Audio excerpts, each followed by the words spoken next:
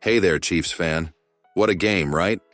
It wasn't the prettiest win, but at the end of the day, it's the result that counts. The Kansas City Chiefs pulled off another nail-biter, sneaking past the Las Vegas Raiders with a 19-17 victory on Black Friday. And with that win, guess what? We've officially clinched a playoff spot for the 10th straight season.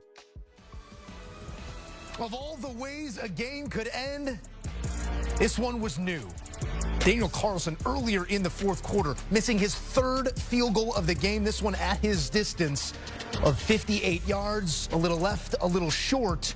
So Kansas City keeps the lead. They would, however, give the Raiders another chance. Aiden O'Connell would lead the team down the field into field goal range. 15 seconds remaining, and the ball snapped.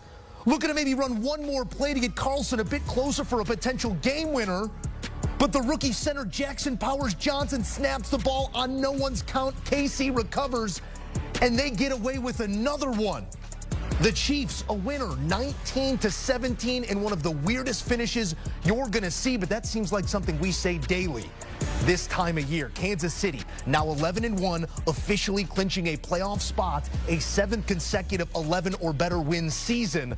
But this one ends in the wildest of way. KC keeps getting away with it. In studio, Joe Musso alongside Emery Hunt. Ryan Wilson joining the conversation. I don't know, guys. I mean, just when you think Kansas City has gotten away with everything they can this year to be the record they are right now, we see this. Take me through what you're thinking when that ball gets snapped, Emery. Instantly, I thought false start, no play. The Raiders get second life, and because the clock will stop, no 10-second runoff, Raiders avoid a catastrophe. And then we saw the play call, and we saw the replay of the guard tapping the center and saying, hey, he's ready for the ball. And then you're like, oh, man, it wasn't false start. You called illegal shift. They confirmed that, and then we saw the game was over, and you saw Antonio Pierce's face.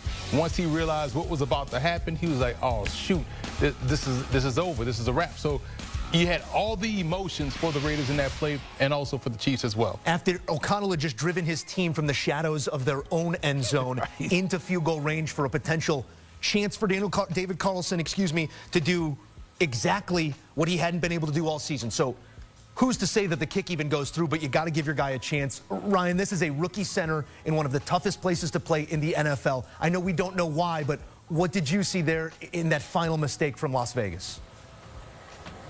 This is how you end up with the record that you have at 2-10 if you're the Raiders. They outplayed the Chiefs for much of this game, but some not so fun facts if you're a Raiders fan. They've now lost 8 straight. They lead the league in turnovers and giveaways and in turnover differential. And that is last in the league, all 3 categories. The last time that happened, 2017. When the Cleveland Browns did it, the Cleveland Browns went 0-4 that year. So we're sort of seeing that thing here. By the way, this is 12 games we played. 12 times the Raiders have been down double digits, including this game. They were down 13 points in the second half. On the other side, though, we talked about the Chiefs and how they just find ways to win football games. I don't want to say this isn't sustainable because I say that every November, December, the last few years for the Chiefs, and the Chiefs just go on to win the Super Bowl. But there are real concerns injury-wise, and let's start with the offensive line because Wanya Morris got benched. He had some knee issues coming in. They had to kick left guard Joe Tooney out the left tackle, and that ain't sustainable either. So they have to figure some things out. They should have lost this game. They could have lost last week to the Panthers. They could have lost the previous week to the Broncos when they missed that field goal Denver did at the end of that game. So they're living on a razor's edge, and again, I don't know if you want to keep doing this as we get into January. I apologize for attributing the wrong Carlson there. It is, in fact, Daniel who was 3 misses on this day, leaving 9 points on the field. And as Ryan said, outplaying the Chiefs here did Las Vegas. So you look at Kansas City right now, Emery, and they're going to be a player in the postseason, could possibly run through Kansas City once again. You're looking ahead at the Chargers, the Browns, the Steelers, and the Broncos.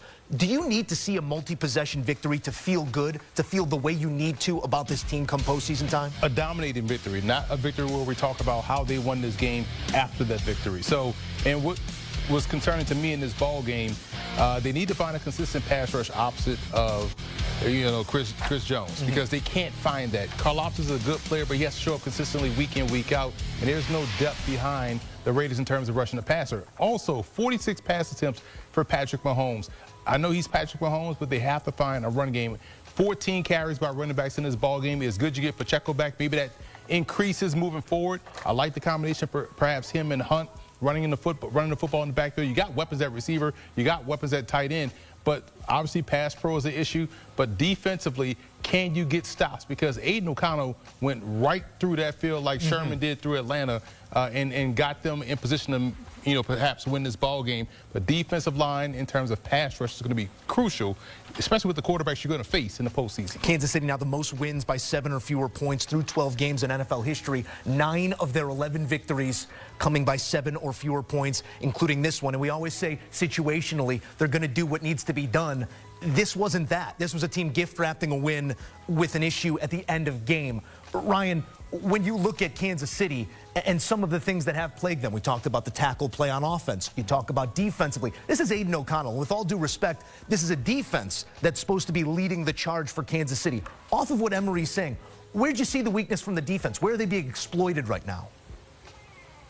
Oh, the run D. Sincere McCormick off the practice squad was acting like he was Adrian Peterson in 2007. And this run defense has been really good this year, and the Raiders' run offense has been absolute, dog doo-doo since it's a family show. It has not been great, and it didn't look like it to watch them play. And Emery talked about the edge rush. You have Chris Jones who can line up anywhere. Karlaftis made a couple big plays here. They traded for Josh Uche just before the trade deadline. He hasn't quite gotten involved yet. They got Charles Omenihu back, who had 5 sacks last year and 2 forced fumbles. He's coming off the ACL. So those guys, again, need to get healthy. And, Joe, you talked about the 9 one-score wins being a record. If you look at it from the other perspective, that means twice they've had double-digit wins, or at least wins by more than 8 points. And when you compare that to 2 other teams in that conference that we have to be concerned about for Kansas City, the Bills have done it 6 times.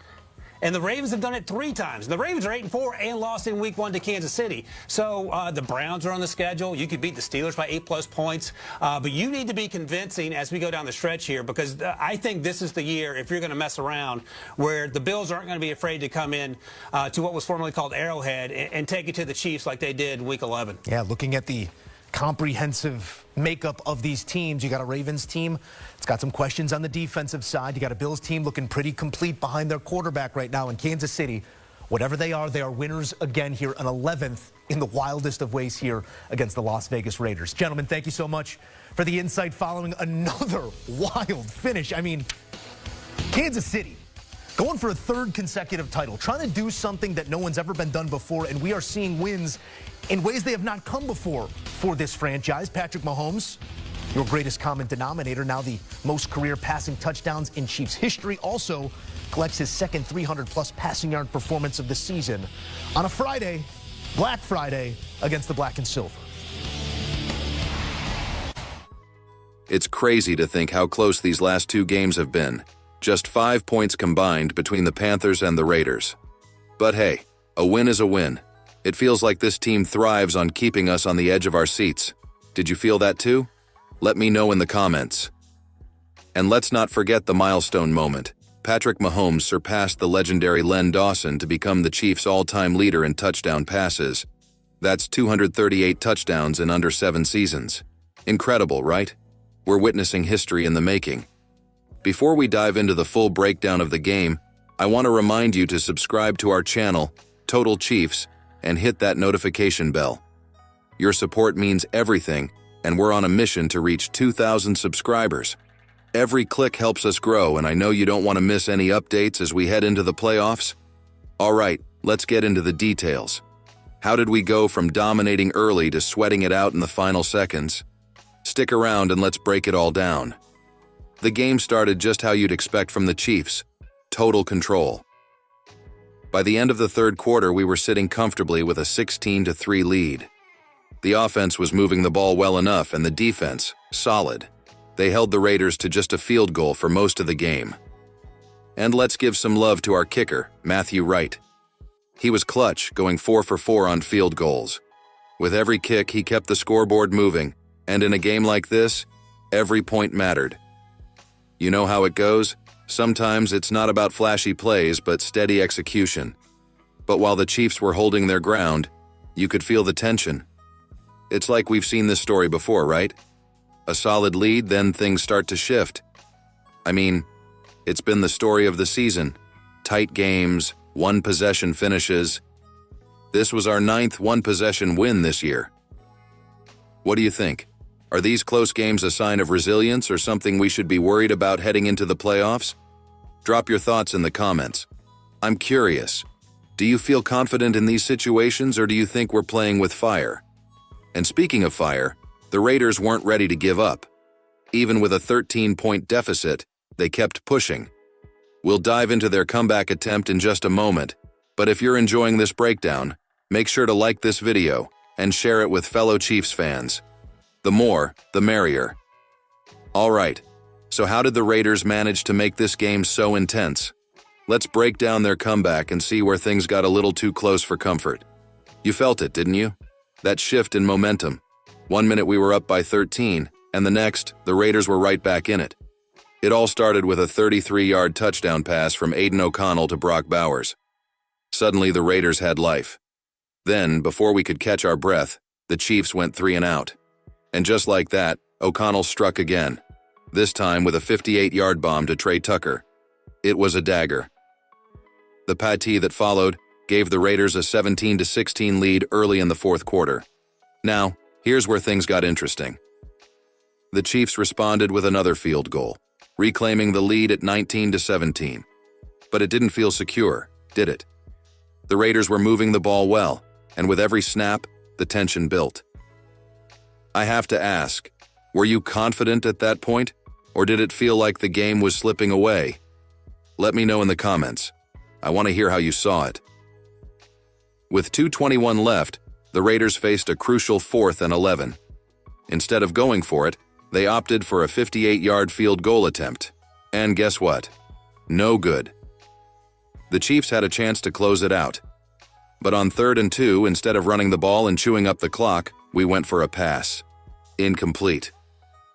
That decision gave the Raiders another shot, and they took it. Marching down the field, they got inside the Chiefs' 40-yard line with less than a minute to go. You could almost see it, a potential game-winning field goal. But then, chaos. On a critical play, rookie center Jackson Powers Johnson snapped the ball too early, and the Chiefs recovered. The Raiders were furious, claiming a false start, but the refs ruled it as an illegal shift. The Chiefs declined the penalty, secured possession, and sealed the win. It was wild, right? That ending had everything: controversy, drama, and relief. If you were the coach, would you have handled that final drive differently? Let's start a poll in the comments. Run the ball or trust the pass? All right, now that we've survived the chaos, let's talk about something special: Patrick Mahomes making history. If there's one thing we've learned this season, it's that the Chiefs don't just win games, they survive them. And this one was no different. That final sequence against the Raiders was pure chaos, and it all came down to one snap. Let's rewind for a second. The Raiders were driving, no timeouts left, and less than 20 seconds on the clock. They were already inside field goal range. Honestly, it felt like we were about to see a heartbreaker. Then it happened. Rookie center Jackson Powers Johnson snapped the ball too early and the Chiefs jumped on it. Game over, right? Well, not so fast. The Raiders were quick to argue. They claimed it was a false start, which would have stopped the play and given them another chance. But the officials saw it differently. They called it an illegal shift instead, a live ball penalty. The Chiefs declined it, took possession, and just like that, the game was ours. Now be honest. What was your reaction when you saw that play unfold? Were you jumping for joy, or were you just relieved it was over? I know I was. Let's hear it in the comments. It's moments like these that remind us how unpredictable football can be. One mistake, one miscommunication, and everything changes. But hey, we'll take it. A win is a win, even if it comes with a bit of controversy. Speaking of which, do you think the refs made the right call? Let's open it up for debate. Drop your vote below. Right call or Raiders got robbed? All right, with that wild ending behind us, it's time to shift gears and celebrate something truly historic. Patrick Mahomes just etched his name in the Chiefs' record books, and it's a moment every fan should be proud of. Let's talk about it. Patrick Mahomes. Just saying his name brings a sense of pride, doesn't it? We've watched him do incredible things season after season, and now he's officially the Chiefs' all-time leader in touchdown passes. With his pass to Justin Watson in this game, Mahomes surpassed the legendary Len Dawson, setting a new franchise record with 238 touchdown passes. Let that sink in for a moment. Len Dawson held that record for decades, and Mahomes broke it in just under 7 seasons. 7. That's the kind of greatness we're witnessing, week in, week out. What makes this even more special is how different Mahomes and Dawson were as quarterbacks. Dawson was a master of precision and timing, while Mahomes brings creativity, athleticism, and a bit of magic to every play. 2 legends, 2 different eras, 1 franchise. So where do you think Mahomes stands among the all-time greats? Is he already the greatest quarterback in Chiefs history, or does he have more to prove? Let me know what you think. I'd love to hear your take.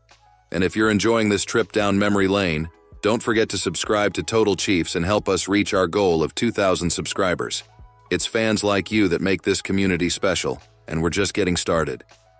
Now with Mahomes setting records and the playoffs on the horizon, let's take a look ahead. What's next for the Chiefs and how can they keep this momentum going? Stick around. With the win over the Raiders, the Chiefs are officially playoff bound for the 10th straight season. 10 seasons. That's a decade of dominance, and this year, we're sitting at 11-1, tied with the Detroit Lions for the best record in football. But you and I both know, regular season success is just the beginning. The real challenge starts now. The road to the playoffs is tough, and if the last few games have taught us anything, it's that we need to tighten things up. Close games have been the norm this season, and while it's great to see the team pull through in clutch moments, we can't always rely on last-second heroics. What do you think? Should we be worried about these tight finishes, or is it just a sign of resilience? Let me know in the comments. Looking ahead, the next few games will be crucial. Securing home field advantage could be a game changer, especially when you consider how electric Arrowhead Stadium gets in the postseason. Imagine hosting the AFC Championship right here in Kansas City. Gives you chills, doesn't it? And then there's the competition. Teams like the Baltimore Ravens, Miami Dolphins, and yes, even the Lions are all having strong seasons. It's shaping up to be a battle. So here's the big question. Do you believe the Chiefs have what it takes to win it all this year? Drop your Super Bowl predictions in the comments. Let's see how confident you are. Thanks for sticking around and being part of the Total Chiefs community. If you haven't yet, make sure to subscribe, like, and share this video with your fellow fans. Together, let's keep this momentum going all the way to the Super Bowl. Go Chiefs!